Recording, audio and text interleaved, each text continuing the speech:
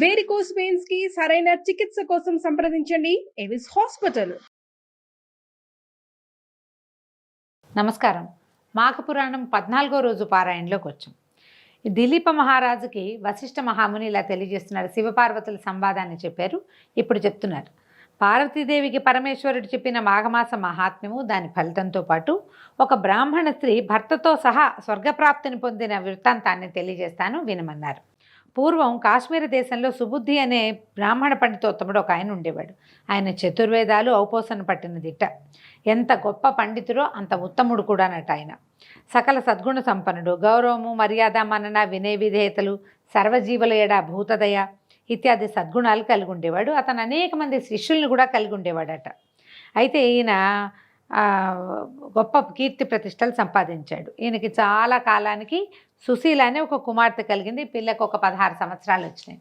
ఈ కొన్ని కథల్లో చూస్తామండి. మరి పొద్దున్న 8వ ఏట 7వ ఏటో పెళ్లి చేసేసిన కథలు ఇటీవల కాలంలో కథలు. కానీ ఈ కుమార్తెకి 16 వివాహ యోగ్యత వయసు అంటే 16, 18 సంవత్సరాలు వచ్చేదాకా వివాహాలు చేసినట్టుగా కనపడదు. ఈయనకి 16 సంవత్సరాల కూతురు ఉందట.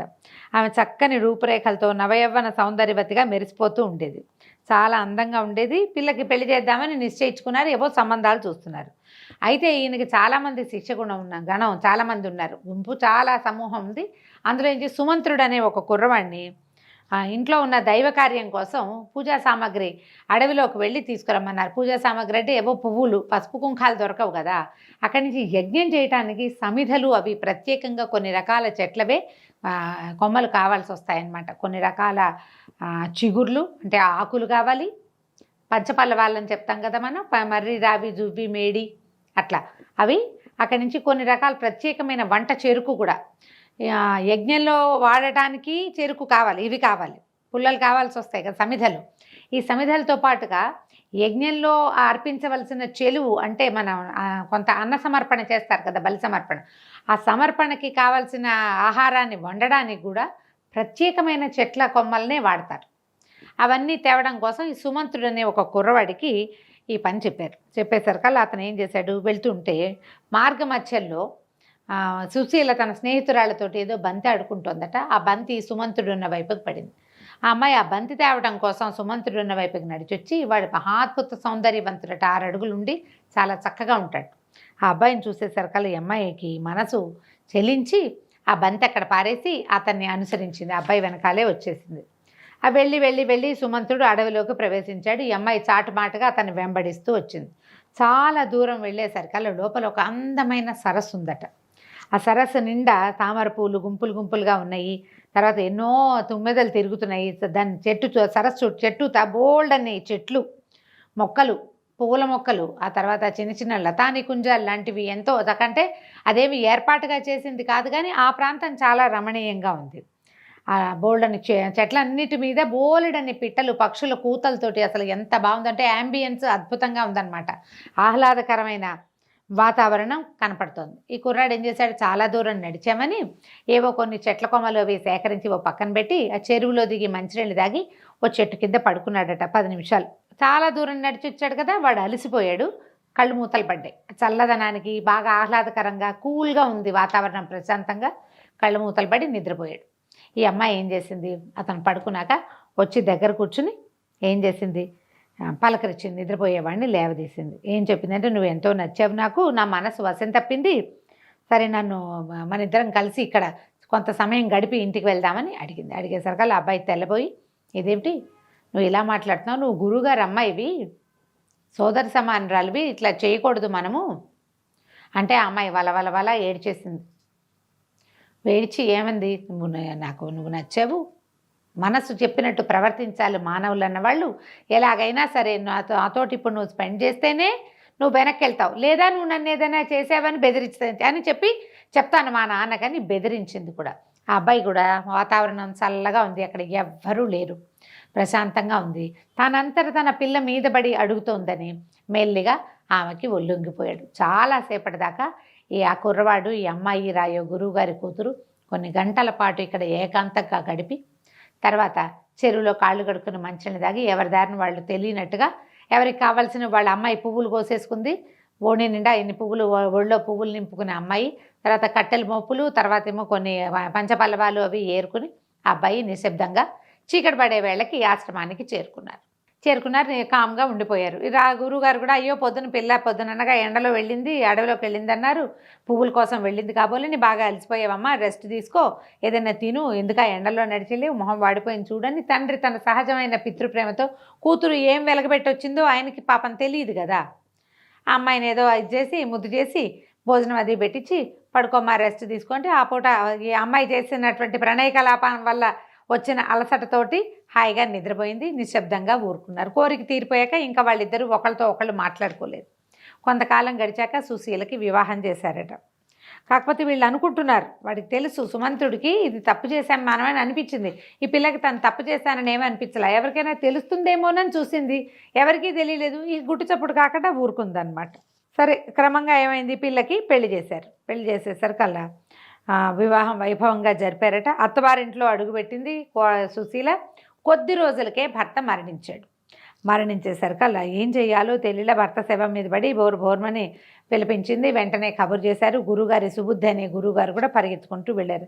అయ్యో భగవంతుడా, నా కూతురికి ఇంకా కాళ్ళపారాన్ని కూడా ఆరలేదు, అప్పుడే వైధవ్యాన్ని కలిగించావు, ఇక సంసార సుఖం అనేది లేకుండా చేసావు, దీని శేష జీవితం ఎట్లా గడుస్తుంది, ఇంత చిన్నతనంలో విధవరాలైన నా కూతురుని చూస్తే అమంగళం అని భావిస్తారు కదా, ఎవరైనా విధవరాలు ఎదురొస్తే పనికిరాదు. ఈ కాలంలో వెళ్ళేదిగా ఇదివరకు కొంచెం హెచ్చుగా ఉండేది ఈ బాధ. ఏ శుభకార్యాలకి పనికి రాకుండా పోయింది, దీనికి ఇంతటి దుస్థితి కర్మ ఎందుకు వచ్చింది, దీని కర్మ ఎందుకు ఇలా కాలిపోయింది, ఇలాంటి రాత ఎందుకు రాసావని దీనాతి దీనంగా విలపిస్తున్నట్టు ఆయన నెత్తి మీద చేతులు పెట్టుకుని ఏడుస్తుంటే ఈ దీనాలాపాలు వింటున్నటువంటి అటు పోతున్న ఒక సిద్ధుడు ఒక ఆయన దగ్గరకు వచ్చాడు. శవం మీద పడి బోరును విలిపిస్తున్న చోటికి కూడా వచ్చి ఈ అమ్మాయిని చూశాడు.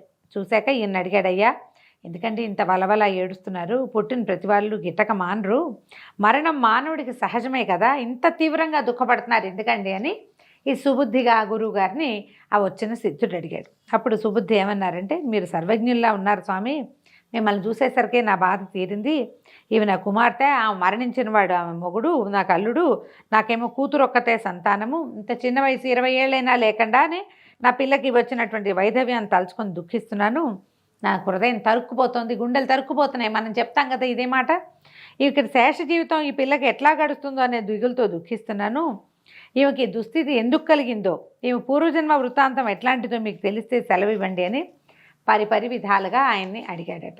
అడిగితే ఈ సర్వజ్ఞాని అయిన సిద్ధుడు ఈ సుశీల మొహాన్ని చూసి కాసేపు ఆలోచించి దివ్య దృష్టితోటి జరిగిందంతా తెలుసుకున్నాడు. ఈయనకేం చెప్పాడంటే, ఓ బ్రాహ్మణ, నీ కుమార్తె పూర్వజన్మలో ఒక క్షత్రియ యువతి, ఆమె తన జన్మలో మిక్కిలి కామాంధురాలై భర్త ఉన్నను పరపురుషులతోటి తిరిగేది. ఆమె భర్తకి ఈ విషయం తెలిసి కఠినంగా వ్యవహరించి అదుపాజ్ఞలతో ఉంచాడు. అయితే ఈమెకి ఇతర స్నేహితులు ఉండటం వల్ల వారితో కలిసి కుట్ర పన్ని అర్ధరాత్రి తన భర్త నిద్రలో ఉండగా కత్తితో పొడిచి చంపింది. అతను విల్లవిల్ల తన్నుకొని మరణించాడు. కత్తితో పడవటం వల్ల ఆ ప్రదేశం అంతా రక్తసిక్తం అయిపోయింది. పొడి చేసింది కానీ అంత నెత్తురు చూసేసరికల్లా ఆ భయానక దృశ్యాన్ని చూసి భయపడి తను కూడా అదే కత్తితో పొడుచుకొని మరణించింది. అంతటి ఘోరహంతకురాలైన ఈమె నీ ఇంటి కుమార్తెగా జన్మించింది. గత జన్మలో ఆమె చేసిన దోషం వల్లే నీ అల్లుడు అసువులు కోల్పోయాడు, ఆమె చేసిన ఘోర హత్యాపాతకం వల్లే ఈ వైధవ్యం సంభవించిందని చెప్పేసరికల్లా ఈయన అడిగాడనమాట, అంత హత్యాపాతకం చేసి ఉంటే సద్బ్రాహ్మణుడి ఇంట్లో, అందులోనూ నా కుమార్తెగా నా దగ్గర ఎంతోమంది విద్యార్థులు చదువుకుంటారు, నేనేమో చతుర్వేద పారాయణం చేయగలిగిన వాడిని, మా ఇంట్లో ఎలా పుట్టింది ఈ అమ్మాయి అని అడిగేసరికల్లా సిద్ధుడు చెప్పాడు, చాలా కాలం అంటే దాదాపుగా 14 జన్మల క్రితమట. అప్పుడు ఒక మాఘమాసంలో సూర్యుడు మకర రాశిలో ఉండగా కొంతమంది బ్రాహ్మణ స్త్రీలు యమునా నదీ తీరంలో స్నానం చేసి గౌరీదేవి వ్రతం చేసుకుంటున్నారు, భక్తి శ్రద్ధలతో పూజ చేశారు. ఆ గౌరీదేవి వ్రతం చేసిన స్త్రీలలో నీ కుమార్తె కూడా ఉంది. ఆనాడు మాఘంలో యమునా నది స్నానము, గౌరీదేవి వ్రతాన్ని చేసిన పుణ్యం వల్ల ఆమె ఒక సద్బ్రాహ్మణుల ఇంట్లో జన్మించింది. అయినా ఏం ప్రయోజనము, ఈమెకి కింద జన్మలో ఉన్నటువంటి కామాగ్నితో రగిలిపోయే గుణం వల్ల ఈమె ఏం చేస్తుంటే మీ శిష్యుడైన సుమంత్రుడితోటి తన కామతృష్ణని రహస్యంగా తీర్చుకుంది. వివాహాత్ పూర్వమే ఈమె కన్య కాదు, కానీ కన్యాదానం చేయబడింది. అందువల్ల అది కూడా పాపం, ఆ పాపం వల్ల ఇలా చిన్న వయసులోనే వివాహమైన 2-3 నెలలకే వైధవ్యం వచ్చింది. మాఘమాస పుణ్యఫలం వల్ల మీ ఇంట్లో పుట్టినా కూడా తను ఇప్పుడు చేసినటువంటి ఘోర పాపం వల్ల ఆ భర్త చనిపోయాడు, ఇలాంటి స్థితి వచ్చిందని చెప్పాడట. చెప్పేసరికల్లా ఇక నువ్వు దుఃఖించద్దు, ఈ జన్మలో మనతో మన వాళ్లకో అకాల మరణము, ఏదైనా విపరీతమైన అనారోగ్యము, ప్రమాదాలు సంభవించాయంటే అది పూర్వజన్మ పాప ఫలితమైనా కావాలి, లేదా ఈ జన్మలో మనం ఎవరికీ తెలియదు అనుకుని చేసినటువంటి పాపాలైనా అయి ఉండాలి. ఇంకా దుఃఖించద్దు, కర్మ సిద్ధాంతం ప్రకారం కానున్నది కాక మానదు, జరిగిపోయేది జరక్క మాందు, జరిగింది జరుగుతుంది, జరగబోయేది అంతా మనం మంచిగా అనుకోవాల్సిందే, మంచో చెడో జరిగిపోయింది అంతే అనే సకల సుబుద్ధి విపరీతంగా దుఃఖించాడట. నేను ఎలాంటి పాపపు మాటలు విన్నాను, అయ్యో కింద జన్మలో భర్తను చంపి తన ఆత్మహత్య చేసుకుంది, ఎంత అఘాయిత్యం, పోనీ ఈ జన్మలో అయినా కన్యగా ఉండి వివాహం చేసుకుందా అంటే, అది కాకుండా నాకు శిష్యుడైన వాడు నా కొడుకుతో సమానం, దీనికి అన్నవుతాడు కదా, మామూలుగా కూడా మనం చెప్పుకుంటాం గురువుగారు తండ్రితో సమానం కాబట్టి. ఇలా కామంతో కళ్ళు మూసుకుపోయి వావి వరుసలు లేకుండా ఇలా కామాంధురాలైపోయింది. అయ్యో ఇంత ఘోరం, ఈమె నా కూతురు అవ్వటమే నాకు సిగ్గుగా ఉంది అని చాలా బాధపడి, కానీ ఓ పక్కన ఆయన చెప్పాడనమాట, తీవ్రమైన కోపంగా ఉంది, కానీ అవ్యాజమైన అనురాగం కూడా ఉంది. నా కూతురు ఇలాంటి దుస్థితిలో ఉంది, ఇప్పుడు ఏం చేయబోతుందో రేపొద్దున, మళ్ళీ ఇంకెన్ని పాపాలు మూట కట్టుకుంటుందో, కాబట్టి నా పిల్లని ఇందులో నుంచి బయటపడేయండి. నా యందు దయ ఉంచి నా కుమార్తె చేసినటువంటి కిందటి జన్మలో చేసిన ఘోర పాపము, ఈ జన్మలో చేసినటువంటి ఘోర అపరాధము, ఈ రెండింటి నుంచి ఎలా విముక్తురాలవుతుందో తెలియజేయండి అని పరిపరి విధాలుగా బతిమలాడేటట. అప్పుడు ఈయన చెప్పాడు సిద్ధుడు, ఈ మాఘమాసంలో నీ కుమార్తె చేత నదీ స్నానం చేయించి గౌరీదేవి పూజ చేయించు, ధూపదీప నైవేద్యాదులతో పూజించి ముత్తైదులను పిలిచి వాయనాలు ఇప్పించు. మాఘమాసం 30 రోజులు నీ కూతురుతోటి ఈ విధంగా చేయించు. భక్తి శ్రద్ధలతో విష్ణుదేవునికి పూజలు, భజనలు, సంకీర్తనలు, హరికథలు ఇత్యాదులను నిర్వర్తించు. అలా నీ కూతురుతో చేయించినట్లయితే ఈమె యొక్క పంచమహాపాతకాలు హరించుకుపోయి నీ అల్లుడు కూడా పునర్జీవితుడు కాగలడు. అత్యంత నియమనిష్టలతో ఆచరిస్తే కనుక నీ కోరిక తప్పక నెరవేరుతుంది. ఆ విధి విధానాన్ని కూడా వినమన్నారు. గౌరీ పూజ ఎలా చేయాలో చెప్తున్నారు. మాఘశుద్ధ విధి నాడు ముత్తైదువుని పిలిచి వారికి స్నానము గావించి వారి పాదాలకు పసుపు రాసి నుదుట బొట్టు పెట్టి పూజించాలి. 2 కొత్త చేటలు తెచ్చి అందులో ఒక దాంట్లో చీర, రవికల్గుడ్డ, పసుపు, కుంకుమ, పళ్ళు, స్వయం పాకము, తమలపాకులు, వక్కలు, దక్షిణ ఉంచి దానిపై 2వ చేటను మూతవేసి మూసివాయనమని చేస్తారు. చేటల నోము అలాంటివి కూడా ఉంటాయి కొంతమందికి, అది చెప్తున్నారనమాట. ఒక ముత్తైదుకు వాయనం ఇవ్వాలి. అటు పిమ్మట ఆ ముత్తైదుకు పంచభక్ష పరమాణాలతో సంతృప్తిగా భోజనం పెట్టి తృప్తిపరచాలి. దీనివల్ల పరపురుష సాంగత్య దోషము నివారణ అవుతుంది. ఈ అమ్మాయి ఈ జన్మలో చేసినటువంటి సుమంత్రుడితో కలిసి చేసినటువంటి దుష్క్రియ తాలూకు సమస్య దీంతో తీరుతుందట. కొంతమంది ఆరంభ సురత్వాన్ని ప్రకటిస్తారు. నదికి వెళ్తారు స్నానం చేద్దామని, నద్దాక వెళ్ళి అయిష్టంతో స్నానం చేయకుండా వచ్చేస్తారు. ఇక్కడ చాలామంది ఉన్నారు, నీళ్ళంత శుభ్రంగా లేవు, ఏవో కొట్టుకొస్తున్నాయని అనుమానాలతోటి నదిలోకి దిక్కండా వెనక్కి వచ్చేస్తారు. అలాంటి వాళ్ళని భార్యలు ప్రోత్సహించి నదీ స్నానం చేయించాలట తప్పకుండా. అంటే నదికి వెళ్ళినప్పుడు వాళ్ళు కాదన్నా మనం అవుననిపించాలి. ఆడవాళ్ళకి పట్టం కడుతున్నారు చూడండి. ప్రతి మగవారి ఔన్నత్యం వెనకాల మగ ఉంటుందని కదా సామెత. కావున స్త్రీలందరూ నిష్ఠతో మాఘమాస స్నానం చేయాలి, వారి భర్తలతో చేయించాలి. కుటుంబ గౌరవానికి కానీ పరువు ప్రతిష్టలకు కానీ వంశాభివృద్ధి కానీ స్త్రీలే కదా ప్రధాన కారకులు. కాబట్టి ఈ మాఘమాసంలో ప్రతిరోజు నదీ స్నానం చేసి పూజలు చేయాలి. ఈ మాసమంతా విష్ణుమయమైన హరికథలు, బుర్రకథలు, దాన ధర్మాది కృత్యాలతో గడపాలి. భజనలు, సంకీర్తనలు పెట్టించాలి, లేకపోతే వినాలి. అది కాకపోతే మనమే ఇంట్లో కాసేపైనా ఏవైనా స్తోత్రాలు, శ్లోకాలు చదువుకోవాలి. సినిమా పాటలు కాకుండా ఏదైనా భక్తి సంగీతాన్ని ఏ భక్తి టీవీలోనో ఆన్ చేస్తే వాళ్ళ దారిని వాళ్ళు పాడుతుంటారు, కాస్త చెవిలో పడతాయి. ఇంట్లో కూడా కొంచెం వాతావరణం శుభ్రపడుతుంది, మంచి మాటలు, మంచి నామా సంకీర్తన జరుగుతుంటాయి. కాబట్టి ఇట్లా ప్లాన్ చేసుకుంటే సరిపోతుంది. నిత్యము విష్ణువుయందే ధ్యాస కలిగి ఉండాలి. ఈ మాఘమాస వ్రతానికి మించిన వ్రతం ఇంకొకటి లేదు. ఈ వ్రతాన్ని ఆచరించి మునులు సిద్ధులవుతున్నారు.